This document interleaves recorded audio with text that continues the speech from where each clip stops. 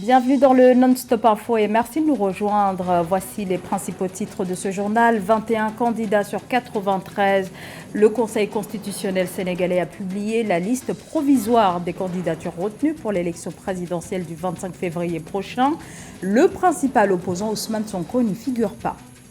La MONUSCO, la mission de maintien de la paix des Nations Unies, annonce le début de son retrait de la République démocratique du Congo. Après 25 ans de présence, la mission doit quitter définitivement la RDC à la fin de l'année au plus tard. Puis ce nouveau scandale de corruption au Nigeria qui entraîne la suspension de l'agence du Programme national d'investissement social en raison d'accusations de détournement de fonds publics. Au Sénégal, le Conseil constitutionnel a fait connaître une liste de 21 candidats retenus pour l'élection présidentielle du 25 février. Parmi les candidatures validées, il y a celle de l'actuel Premier ministre, Amadou Ba, candidat du pouvoir. Et du côté de l'opposition, on compte l'ancien maire de Dakar, Khalifa Sall, et Karim Wade du Parti démocratique sénégalais. Le grand absent de cette liste provisoire est Ousmane Sonko, leader de l'opposition condamné dans plusieurs affaires judiciaires. Samantha Saberou, Saboubanka. Après l'étape du parrainage, le Conseil constitutionnel du Sénégal a publié le 13 janvier 2024 la liste provisoire des candidats retenus pour l'élection présidentielle du 25 février 2024. L'institution judiciaire a retenu 23 candidats. L'opposant Ousmane Sonko, emprisonné, est le grand absent de la liste provisoire. Pour analyser correctement les résultats du Conseil constitutionnel, il faut se pencher sur les points de règlement sur lesquels se sont basés les sages pour prendre leurs décisions. Et j'invite vos téléspectateurs à consulter l'article 28 et l'article 29 de la Constitution sénégalaise. Ils verront que la plupart de ceux qui ont été rejetés ne respectent pas un, voire deux ou trois points de ces deux alinéas. Et beaucoup de ceux qui ont été rejetés n'ont pas d'ancrage local. Certes, parmi ceux qui ont été qualifiés, on peut se poser des questions sur leur ancrage local. C'est comme Anta Babacar Ngom, on peut se poser la question sur son ancrage local. Mais leur qualification s'explique tout simplement par le fait qu'ils ont pris très au sérieux cette histoire de parrainage et qu'ils ont déployé sur le terrain les équipes qu'il fallait. Parmi les candidats retenus à l'élection présidentielle figurent deux femmes, Anta Babacar Ngom et Rose Wardini, de même que l'actuel Premier ministre Amadou Ba, Karim Wade, fils de l'ancien président Abdoulaye Wade, l'ancien maire de Dakar, Khalifa Sall et bien d'autres. La liste sera arrêtée définitivement d'ici le 20 janvier 2024 sous réserve du retrait éventuel d'un candidat ou de l'ajout d'un nouveau candidat suite à un recours recevable et jugé valide par le Conseil constitutionnel. Le grand absent de cette liste est le président Ousmane Sonko. Et si sa candidature n'est pas retenue, je pense tout simplement que c'est le rêve d'un État antidémocratique voulant freiner ses ambitions et lui barrer la route car Ousmane Sonko est le principal opposant que les populations ont déjà choisi pour être le prochain président du Sénégal. Conformément aux dispositions du Code électoral sénégalais, l'institution juridique rappelle que les candidats non retenus ont le droit de déposer auprès du greffe du Conseil constitutionnel une réclamation d'ici 48 heures. Le greffe du Conseil constitutionnel recevra les réclamations les lundis 15 et mardi 16 janvier 2024 de 8h à 17h. Passé ce délai, les réclamations déposées ne seront pas examinées. Les Sénégalais éliront le 25 février 2025 leur 5e président. Pour ce scrutin, le président sortant Macky Sall n'est pas en liste. Et alors que les résultats du premier tour de l'élection présidentielle sont toujours attendus aux Comores dans un climat politique très tendu, des cas de fraude observés lors du scrutin du 14 janvier sont dénoncés, vidéo à l'appui. Les candidats de l'opposition, des organisations de la société civile et des journalistes font état de plusieurs cas de bourrage d'urnes dans de nombreuses localités, de votes retardés, de matériel électoral manquant dans des fiefs traditionnels de l'opposition, d'assesseurs empêchés d'observer la régularité du scrutin scrutin, mais aussi de militaires qui sont repartis avec des urnes plus tôt que prévu. Certains bureaux de vote, notamment sur l'île d'Anjouan, ont même été fermés dès 14 heures. Les candidats de l'opposition et une partie de la société civile accusent le président sortant Azali Assoumani, candidat à un 4e mandat, de fraude électorale. De son côté, la CENI affirme que le vote s'est déroulé dans le calme. La proclamation des résultats provisoires devrait intervenir d'ici le 19 janvier. Le départ de la mission de l'Organisation des Nations Unies pour la stabilisation en République démocratique du Congo n'est plus qu'une question de mois. Cela a été confirmé par le gouvernement congolais et par les autorités de l'ONU au sujet des casques bleus, jugés inefficaces dans la protection des civils face aux groupes armés.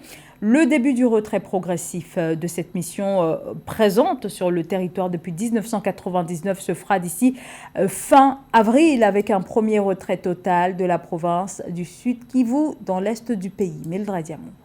La mission des Nations Unies pour la stabilisation en République démocratique du Congo, MONUSCO, a entamé son retrait du pays, a déclaré le ministre des Affaires étrangères Christophe Lutundula le 13 janvier 2024. Lors d'une conférence de presse conjointe à Kinshasa, Bintou Keïta, chef de la MONUSCO, a précisé que la mission onusienne de maintien de la paix quittera définitivement la RDC d'ici la fin de 2024. Après 25 ans de présence dans le pays, la MONUSCO est critiquée pour son inefficacité à protéger les civils contre les groupes armés à l'est de la RDC.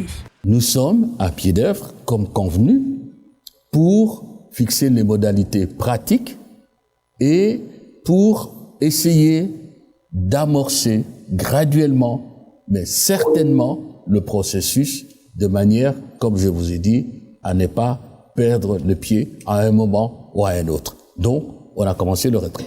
Le départ progressif de la MONUSCO est prévu en 3 phases. La première phase verra environ 2000 soldats quitter le Sud Kivu d'ici la fin avril 2024. Les deuxième et troisième phases prévoient le retrait de la mission de l'ONU du Nord Kivu et de l'Ituri. La chef de la MONUSCO a annoncé la fermeture de la première des 14 bases de l'ONU au Sud Kivu, au plus tard le 15 février. Et elle serait remise aux forces nationales. Le désengagement de la MONUSCO, ce n'est pas le désengagement des Nations Unies. Donc la responsabilité de la protection des civils au Sud Kivu à partir du 1er mai sera la responsabilité unique de la RDC, donc des forces de sécurité nationales. Le démarrage du désengagement complet de la MONUSCO et le transfert progressif des responsabilités au gouvernement ont été approuvés par le Conseil de sécurité le 19 décembre 2023 lors du renouvellement d'1 an du mandat de la force onusienne. La MONUSCO compte 13 500 soldats et 2000 policiers déployés dans les 3 provinces orientales de l'Ituri, du Sud Kivu et du Nord Kivu, présente dans le pays depuis 1999. La mission de maintien de la paix de l'ONU est l'une des plus importantes et plus coûteuses au monde. Avec un budget annuel d'environ $1 milliard, le gouvernement congolais souhaite le départ de la MONUSCO pour assurer souverainement la protection des populations civiles se trouvant sur son territoire. Près d'un mois après l'investiture du président Drazoël pour un second mandat et 10 jours après la reconduction de Christian Tsaï au poste de Premier ministre, la composition du nouveau gouvernement a été annoncée dimanche soir à Madagascar. Une équipe de 27 ministres et 9 secrétaires d'État, 15 ministres de l'ancienne équipe ont été reconduits, à l'instar de la garde des Sceaux, l'ont dit Randriamatolosoa, de la ministre de l'économie et des finances Riandra Rabinarison ou du ministre de l'Intérieur Justin Tokli. Côté entrée, il y a celle du maire d'Antananarive, Naina Andrianatoina, nommée ministre de la décentralisation et de l'aménagement du territoire. Au Nigeria, le président de la République, Bola Tinubu, a suspendu depuis la semaine dernière un important programme national d'aide sociale destiné à lutter contre la pauvreté. Décision actée alors après une enquête sur des détournements de fonds présumés dans la gestion de l'Agence du Programme national d'investissement social et de ses programmes à Ménédji. Le président nigérien Bola Ahmed Tinubu a suspendu vendredi 12 janvier 2024 un programme national d'aide sociale destiné à lutter contre la pauvreté dans le cadre d'un scandale de corruption. Il s'agit du pillage présumé de 44 milliards de naira, soit près de 50 millions de dollars, au sein de l'agence du programme national d'investissement social dirigé par Halima Shehu, qui avait pour vocation d'assurer des transferts d'argent pour les couches défavorisées, octroyer des fonds aux jeunes et soutenir les cantines scolaires. Il faut déjà comprendre que le mandat de Boari a été un mandat malheureusement affaibli par les problèmes de corruption. On se rappelle déjà de la descente de la jeunesse nigérienne il y a 2 années de cela pour contester l'autorité de Boari en raison notamment des questions liées à l'accès à l'Internet, évidemment la gestion notamment des questions de délestage. Donc il faut comprendre déjà que le Nigeria vit déjà une crise humanitaire depuis 2014 avec l'incursion du groupe armé Boko Haram. Donc les inégalités sociales se sont réellement accrues dans cet État, malgré que le Nigeria a été l'une des toutes premières puissances économiques sur le continent africain. Donc il faut donner déjà un signal au peuple nigérien pour pouvoir renforcer son autorité, la légitimité, la responsabilité de son régime. Et Tinubu le sait très bien que le président Boari a été très laxiste sur certaines questions liées à l'éthique et à la bonne gouvernance. Ainsi, toutes les activités liées à l'agence ont été suspendues et les comptes gelés pour 6 semaines en moyenne. Pour rappel, le président Tinubu avait licencié le 8 janvier 2024 Betta Edu, ministre chargé de la lutte contre la pauvreté, pour détournement de fonds publics, 585,2 millions de naira vers un compte bancaire privé. Donc dès le départ déjà, il faut mettre les pendules à l'heure pour éviter que ce phénomène de corruption qui est signalé au ministère des Affaires humanitaires puisse avoir un effet de contamination, aussi bien au sein du gouvernement, mais également dans toute la chaîne d'appareils étatiques, dans tout le gouvernorat en tant que tel. Arrivé au pouvoir en 2023, le président Bola Ahmed Tinubu avait promis des réformes et un assainissement allant dans le sens de la lutte contre la corruption. Le Nigeria reste l'un des pays les moins bien classés, 150e avec un score de 24 en 2022 dans l'indice de perception de la corruption de Transparency International et un taux de pauvreté qui a connu une croissance passant de 40% de la population en 2018 à 46% en 2023 selon la Banque mondiale. Le développement du secteur privé est un véritable levier de la croissance économique. C'est précisément le cas au Cameroun où la croissance de ces dernières années a été fortement tirée par ce secteur sur lequel les autorités gouvernementales comptent pour atteindre leurs objectifs de développement qui impliquent nécessairement une croissance plus soutenue. Les précisions de Catherine Gombe. Depuis novembre 2021, le Cameroun connaît une inflation galopante résultant principalement de la hausse du prix des produits de base comme le pain, le blé et les produits connexes, l'huile végétale et la viande, exigeant des acteurs économiques locaux un plus grand investissement dans les produits de grande consommation. C'est à ce titre qu'on peut ranger l'usine de blé initiée à Kribi inaugurée le 10 janvier 2024 par le ministre de l'Industrie. L'usine La Pasta du port de Kribi a une capacité de production de 12 000 sacs de farine de 50 kg par jour à l'initiative de Célestin Tawamba, président du groupement des entreprises du Cameroun, GECAM, et président fondateur de Cadiz Group. Et nous pensons que les opportunités qu'offre notre pays nous demandent, nous commandent tous les ans à nous réinventer, à nous réinvestir. Et compte tenu de l'environnement économique qui est extrêmement difficile, une inflation galopante, des coûts de production qui augmentent et un pouvoir d'achat qui baisse, ça demande donc aux acteurs économiques beaucoup d'imagination. Selon les données du ministère de l'économie, de la planification et de l'aménagement du territoire, les travailleurs au Cameroun se retrouvent à 90% dans le secteur informel. Le secteur productif est quant à lui marqué par la prédominance des très petites entreprises et petites entreprises, qui représente 98,5% de l'ensemble des entreprises. Toutefois, les moyennes entreprises et grandes entreprises, telles que celles des membres du GECAM, représentent plus de 80% du chiffre d'affaires total des entreprises. Un poids et un rôle dans la croissance économique dont est conscient le président de l'organisation patronale. Je pense que les projets, nous sommes des acteurs économiques, donc chaque année qui passe, nous devons avoir pour objectif de poser des actes concrets, créer de la valeur. Dans sa stratégie nationale de développement à l'horizon 2030, le gouvernement camerounais compte sur une croissance économique soutenue allant de 4,1% à 8,1% en moyenne sur la décennie 2020-2030. On veut de ramener le taux de pauvreté de 37,5% en 2014 à moins de 25% en 2030. Pour 2024, le taux de croissance de l'économie est estimé à 4,5% selon la loi des finances de l'exercice, contre 4% pour l'exercice 2023 ou encore 4,3% des perspectives établies par le FMI en décembre 2023. La stratégie du gouvernement dans la SND 30 est de susciter un secteur privé fort en créant des champions nationaux dans les secteurs clés de l'économie, en améliorant les partenariats publics-privés avec les grands projets, en relevant à 60% au moins la part de la commande publique attribuée aux entreprises et industries locales. Près d'1 million de nouveaux cas de cancer enregistrés chaque année en Afrique subsaharienne, un nombre alarmant qui pourrait doubler d'ici 2040.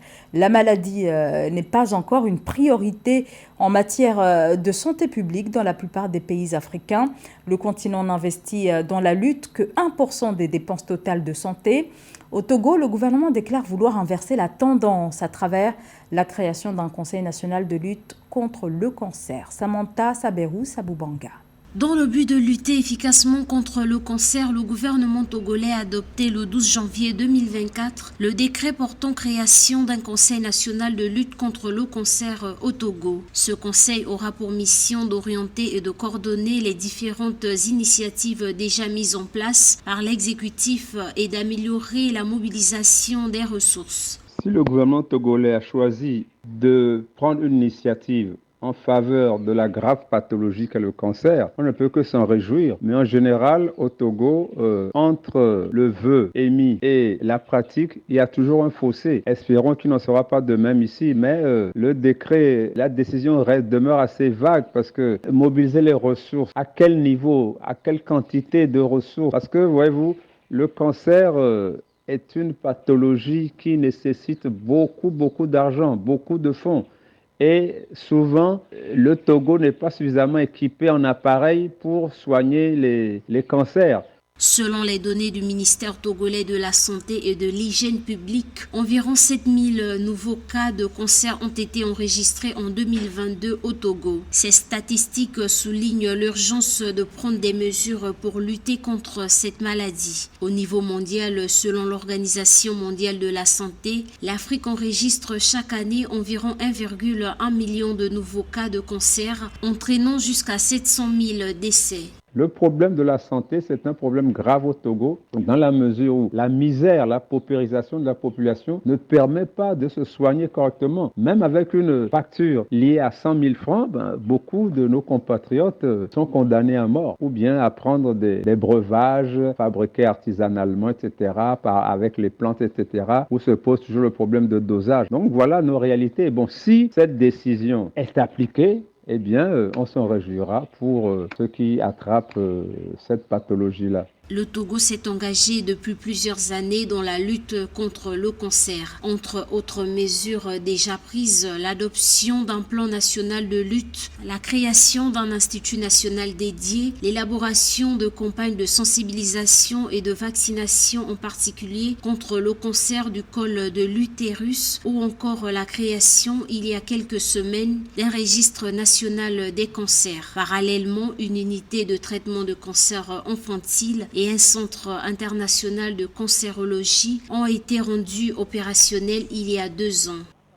Le point maintenant sur la Coupe d'Afrique des Nations de football qui se poursuit en Côte d'Ivoire avec les phases de groupe. Belle entrée en matière pour le vainqueur de la dernière CAN, le Sénégal, champion d'Afrique en titre, qui dans sa rencontre ce lundi avec la Gambie s'est imposé 3-0 à Yamoussoukro grâce à un but de Pape Gueye qui a ouvert le score, marqué ensuite par un doublé de Lamine Camara. Prochain match pour les Lions de la Teranga ce vendredi face aux Lions indomptables du Cameroun.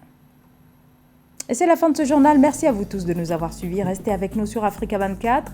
L'actualité continue.